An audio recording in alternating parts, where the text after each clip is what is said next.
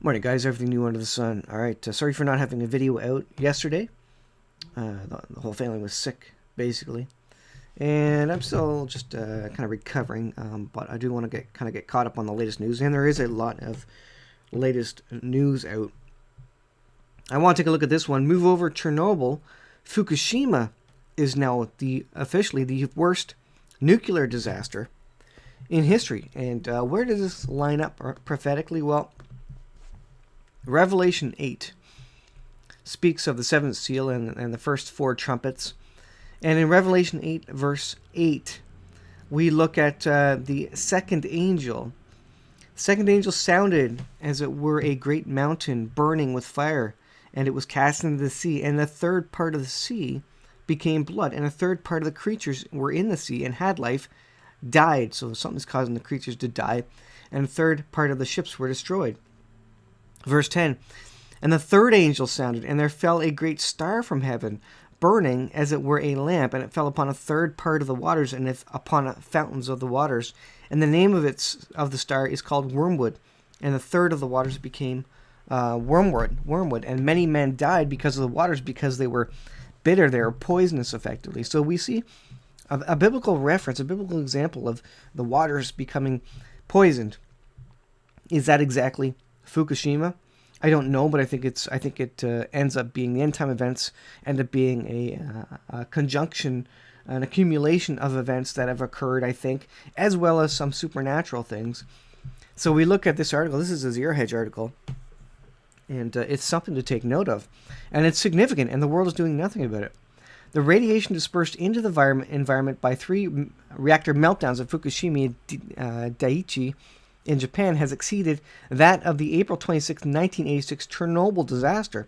Of course, Chernobyl effectively mainly happened on land, so it can be contained, by the soil around, whereas Fukushima has been leaking into the ocean directly for a long time, and ever since the tsunami hit, and they've never stopped it. Total atmospheric releases from Fukushima are estimated to be between 5.6 and 8.1 times that of Chernobyl, according to a 2013 World Nuclear Industry, and that's 2013. What would it be in 2017? Almost every day new things happen, and there is no sign that they will control the situation in the next few months or years. Tokyo Electric Power Company has estimated that about 900 petabecquerels have spewed from Fukushima, and the updated 2016 torch report estimates Chernobyl dispersed only 110 petabecquerels. A becquerel is 1 atomic disintegration per second. Chernobyl's reactor number 4 in Ukraine suffered several explosions, blew apart, and burned for 40 days, sending clouds of radioactive material high into the atmosphere and spreading fallout across the whole of the northern hemisphere, depositing cesium-137 in Minnesota's milk.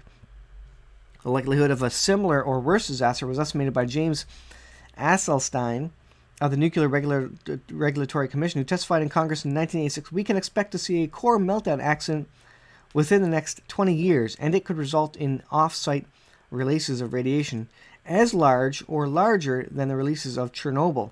Fukushima Daiichi came 25 years later.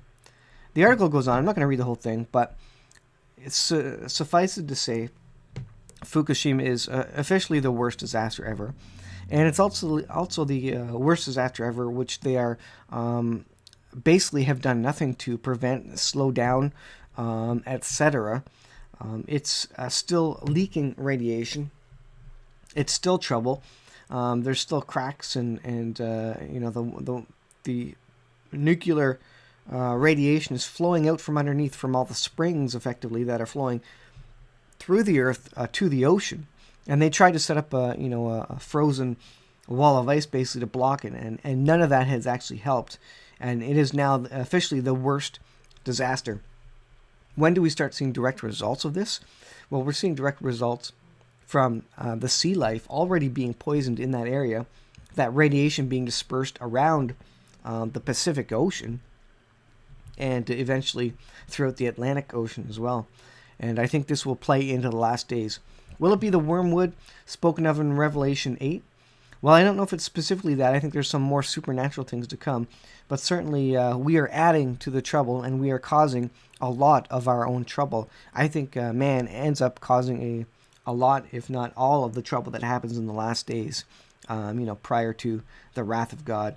And this is certainly could be considered wormwood because the waters are being made bitter, poisonous, radioactive, causing all of us to die early deaths, causing the death of sea creatures, etc. So these are some of the things you need to watch when you're looking at Bible prophecy. And how much longer can we go on? Can we survive another 1,000 years? Can we survive another 200 years on this planet with the nuclear weapons, with the regimes in place, with the nuclear accidents? The world is getting completely wrecked by man, and it's not through carbon dioxide or emissions. I think it's more the greater damage is done by things like these Fukushima events and nuclear explosions, etc. We're going to take a look at another article that where Israel strikes Syria, and the explosion was so massive that it caused a 2.6 earthquake in Syria. There was an Iranian base that they hit. Did they hit some nuclear weapons there? Did they hit some small tactical nuclear weapons? I don't know. We're going to take a look at that article. Certainly they hit a lot of conventional weapons, and it caused a significant earthquake. So we'll check that one out. Thanks for watching, guys. We'll see you guys in the next video.